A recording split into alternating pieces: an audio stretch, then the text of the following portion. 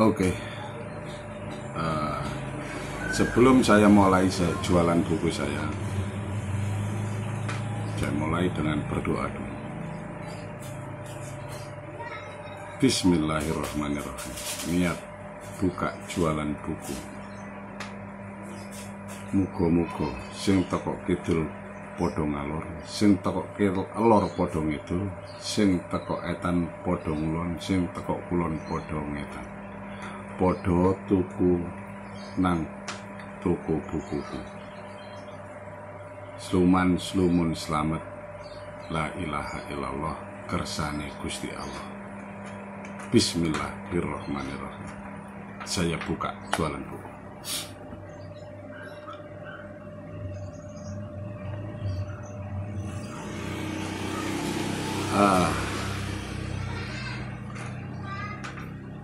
Buku ini buku Critical Discourse Analysis yang ditulis oleh Romo Haryatmo. Apa itu Critical Discourse Analysis? Menurut buku ini akan saya baca satu paragraf ini. Menurutnya, analisis wacana kritis atau juga yang dikenal sebagai Critical Discourse Analysis (CDI) membantu kita memahami bahasa dalam penggunaannya. Di sisi bahasa ternyata bukan sekedar menjadi alat komunikasi, namun bahasa juga digunakan sebagai instrumen untuk melakukan sesuatu atau sarana menerapkan strategi kekuasaan. Melalui bahasa, orang memproduksi makna dalam kehidupan sosial. Mengapa diperlukan analisis kritis terhadap penggunaan bahasa? Pertama, bahasa digunakan untuk berbagai fungsi yang konsekuensinya bisa sangat beragam. Kedua, fenomena yang sama menurut Folklore bisa saja dideskripsikan dengan beragam cara.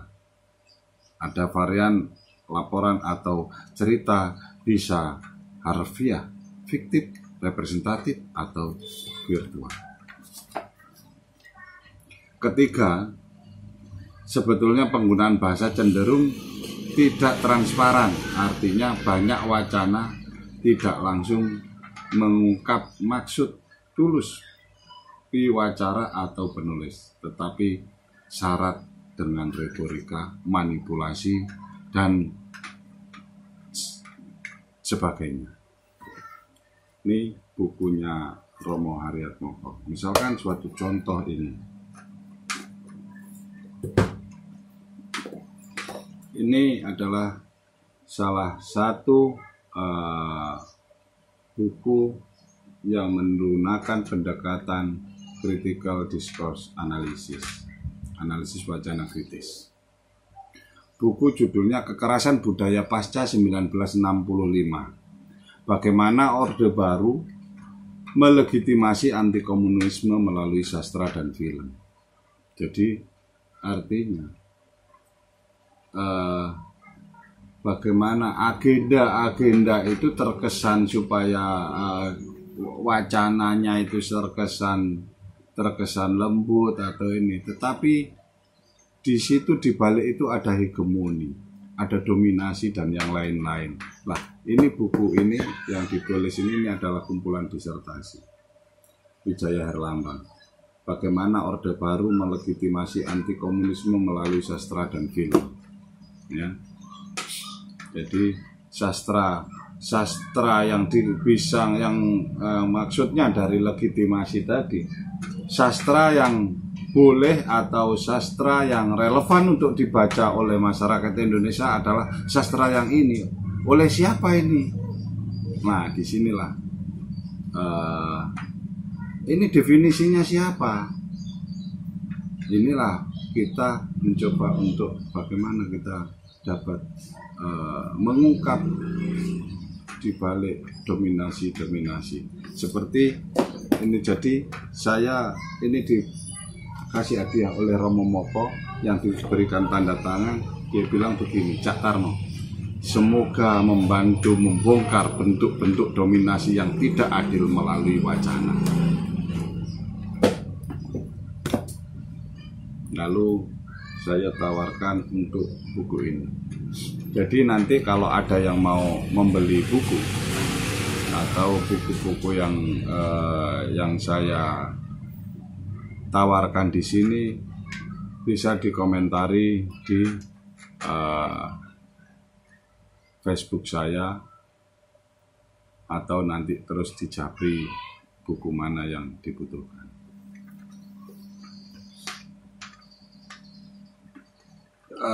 Pengalaman saya berjualan buku memang sudah sudah lumayan lama. Saat ini saya sudah 20 tahun lebih bahkan. Jadi saya benar-benar sangat mengikuti bagaimana jerih payah orang yang lagi menuntut ilmu, yang S1, S2, apalagi yang S3.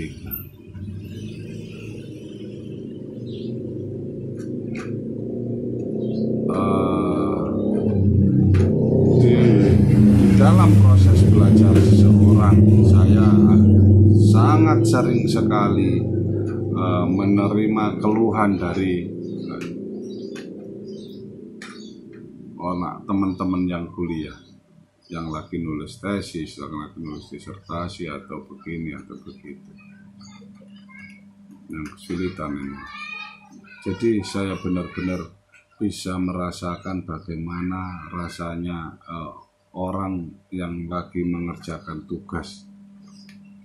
Karena di dalam orang mengerjakan tugas ilmiah, akhirnya saya bisa, ini menurut saya, ini bagaimana orang itu dapat menemukan temuan dari penelitiannya.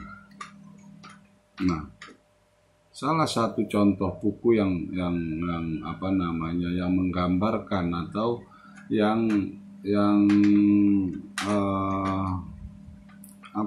bisa misalkan bisa dijadikan sebagai pandangan atau tuntunan terlalu yang bisa dijadikan contoh untuk nulis yang ini udah mendapatkan substansinya itu. Menurut saya memang buku ini layak untuk kita konsumsi. Agama Jawa. Kenapa saya bilang begitu? Karena begini, yang lebih penting dari buku ini adalah bagaimana cara dia menulis, bagaimana dia cara dia menghadapi dengan informan sampai dia menemukan temuan dalam buku ini. Buku ini buku Agama Jawa Abangan Santri dan Priyayi. Bagaimana Clifford Geertz ingin meneliti tentang masyarakat Jawa secara kebudayaan, politik, sosial, budaya, dan yang lain-lain. Dan temuannya di dalam buku ini menurut saya itu di 2 kalimat, yaitu Mojokuto. Dari dua kata Mojokuto itu, bagaimana dua kata tersebut dapat mengungkap realitas sosial, yang terjadi sebenarnya. Dengan menggunakan analogi Mojokuto. Mojokuto diambil dari buah maja yang digambarkan seperti buah semangka. Tetapi kalau buah semangka itu dalamnya bagusnya, isinya juga enak. Tapi kalau ini buah maja, dalamnya bagus, luarnya bagus, dalamnya sangat pahit.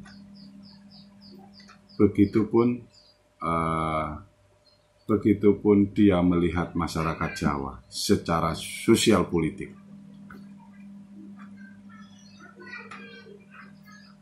Kuto di sini saya melihatnya bahwa kuto itu sebutan orang pegunungan ketika dia belanja ke tempat keramaian yaitu pasar disebut kuto. Jadi itu dijadikan sebagai menjelaskan bagaimana Mojokerto itu dapat menjelaskan fenomena sosial yang pada waktu itu digambarkan bahwa kulit dan isi terjadi kontradiksi. Dari sisi kulit menggambarkan keharmonisan, tetapi secara isi ini menggambarkan sebuah keadaan yang sangat pahit. Apa di sini sebenarnya yang dijadikan sebagai rebutan? Lalu Clifford Geertz membagi 3 kelompok abangan santri priai, di mana abangan adalah kelompok petani yang mempunyai organisasi partainya organisasi petani yang mempunyai partai PKI komunis, partainya komunis. Lalu santri adalah Islam tradisional, partainya Masyumi. Priai adalah kelompok bangsawan, birokrat, partainya BNI. Dari 3 kelompok tersebut ini sudah sangat konflik. Ada sumber daya yang direbutkan, yaitu land reform, yaitu tanah yang dijadikan rebutan di dalam oleh 3 kelompok di masyarakat Jawa pada waktu itu.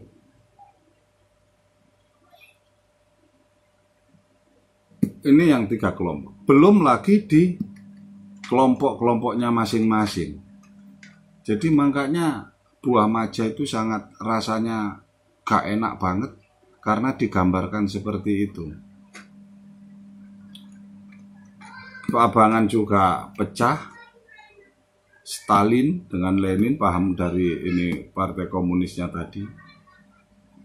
Terus santrinya juga pecah ke 48 gara-gara NU keluar dari Masyumi. Priainya juga pecah gara-gara Piagam Madinah. Kartosuryo akhirnya memberontak lewat DITII. Ini cuman saya hanya kulitnya saja, tidak ini. Nah, artinya bagaimana Clifford Geertz melihat masyarakat Jawa yang digambarkan bahwa Jawa itu harmonis. Dari sisi kulit memang kebudayaan Jawa sangat mengikat 3 kelompok. Semua kelompok 3 kelompok itu terikat oleh kebudayaan Jawa. Tetapi secara sosial politik di sini dia sangat penuh konflik. Disitulah akhirnya dia menggunakan istilah analogi Mojokerto. Ini menurut saya mungkin boleh yang ini. Memang ada beberapa yang banyak yang membantah, tetapi yang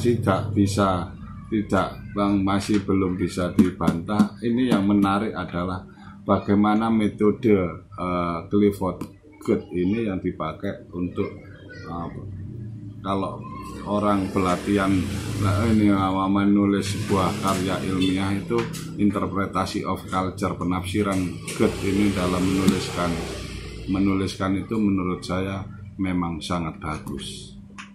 Cara memetakan bagaimana geografisnya, sosial budayanya, politiknya. Ini recommended kalau ingin membaca buku antropologi, etnografi. Lalu buku ini adalah buku problematika dalam teori sosial, aksi struktur dan kontradiksi dalam analisis sosial, yang ditulis oleh Anthony Giddens.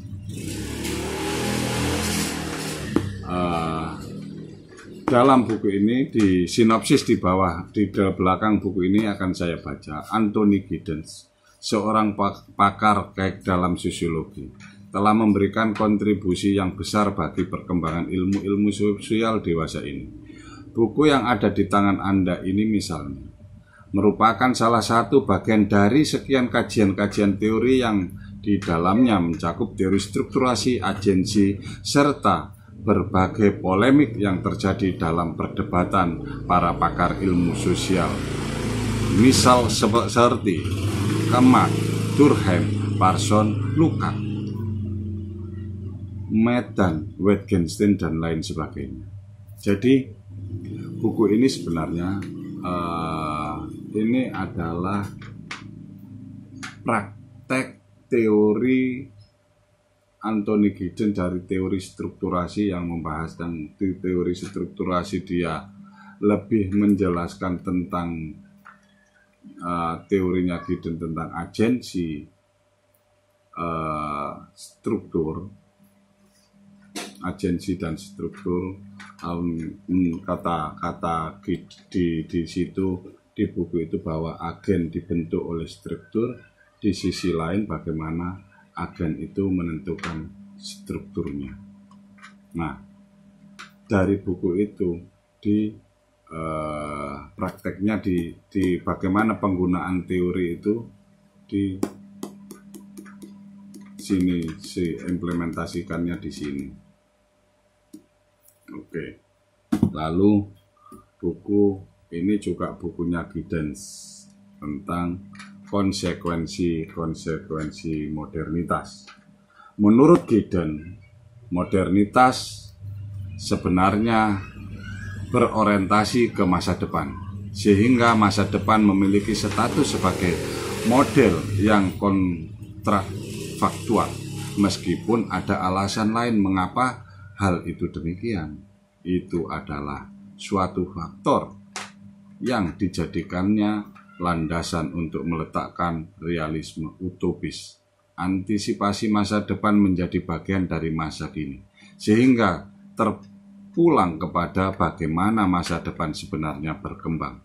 Realisme utopis mengombinasikan pembukaan jendela bagi masa depan dengan analisis kecenderungan institusional yang terus berlanjut di masa-masa depan politis menjadi imanen dalam kehadirannya.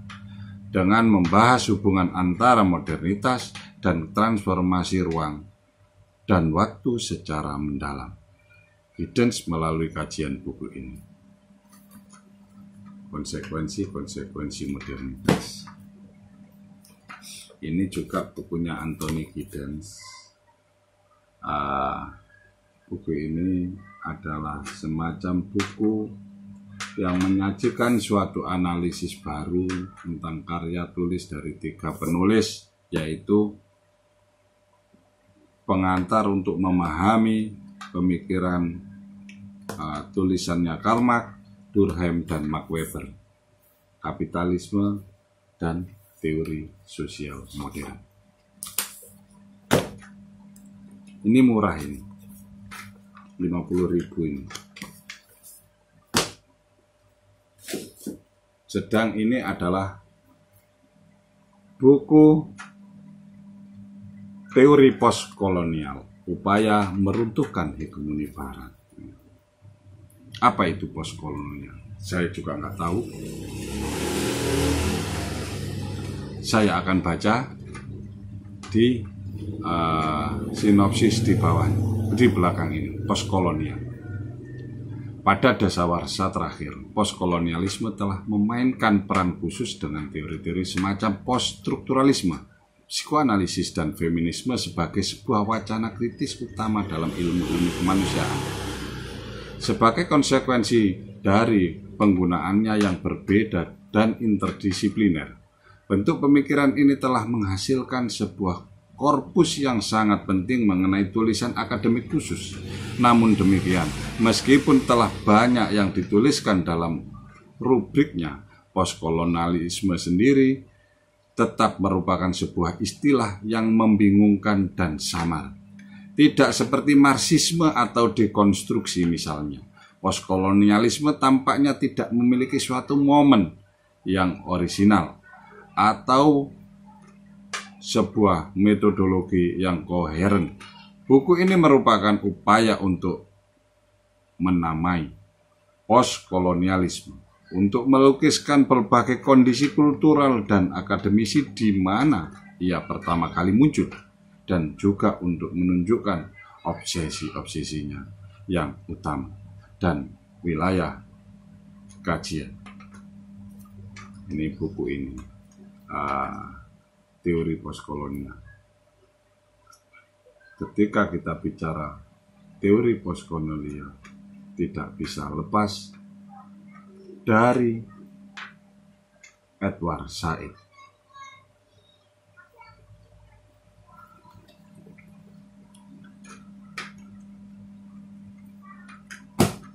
Oke, sampai di sini dari saya. Mudah-mudahan kalau buku saya yang saya tawarkan ini bisa ada pembelinya.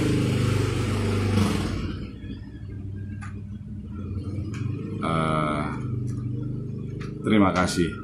Selamat siang.